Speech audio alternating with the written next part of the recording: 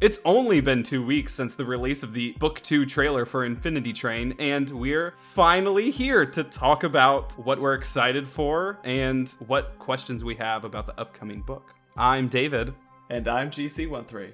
It's been a busy 2 weeks, though. You gotta give us that. Yeah, Steven Universe Future and the return from a small break from Rick and Morty. But here we are with MT and Jessie. No, if you've been following Owen on Twitter, you'll know her name is definitely Gambit, and there is absolutely no way he's just pulling everyone's leg and she'll actually be MT in the show. Wink.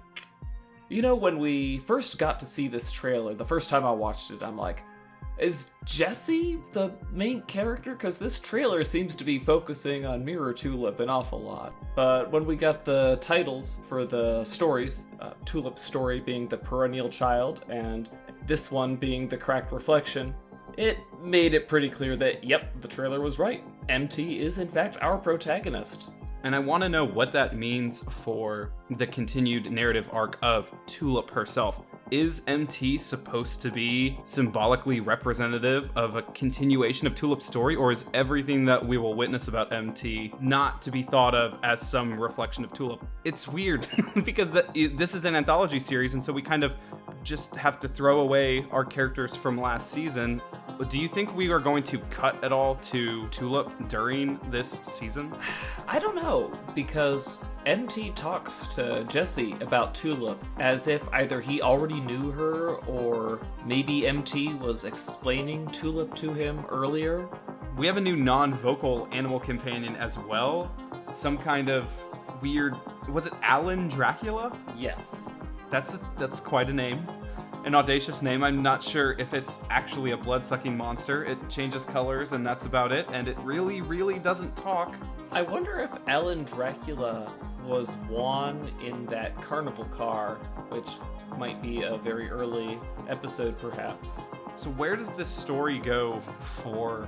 What else could we learn about the train from Jessie's journey? I mean, is this just going to be a repeat of him realizing his own fears and problems? It seems like his family life and siblings are all chill based on the pictures he's looking at the beginning of the episode, so everything personal journey-oriented is going to be focused around MT, which is strange because there's not much resolution for her. She can't escape the train car.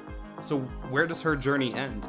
Well, I don't know what happens to her, but whatever it is, it's going to tie in with Jessie's journey. Their character growth is going to be tied together, I'm sure of that. It's just predicting what it is a little harder, because we know very little about him, and not even all that much about her, to be honest. She's seen so much of the train by now. Hopefully Tulip will be really the only main character that's missing and will be revisited by a lot of old friends. Of course, that's already been happening in the shorts, so I expect that to keep happening.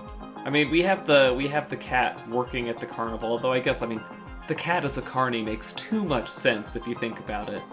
I mean, and not only do we have the cat at the carnival, we have Khaki Bottoms at the carnival, so, I mean, it's just a callback paradise.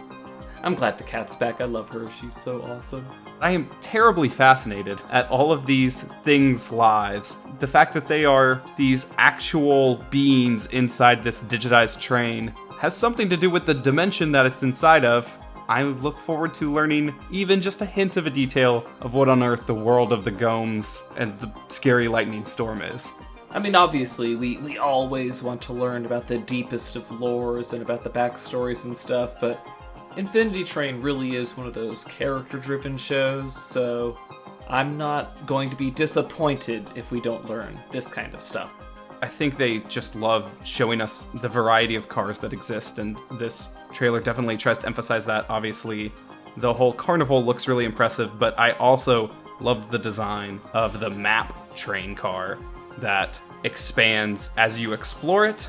It would be nice if we got another trip, like a longer trip to the Monster Boogie car this time, because Owen was hyping up the fact that you could listen to the whole song on the soundtrack if you bought it, so...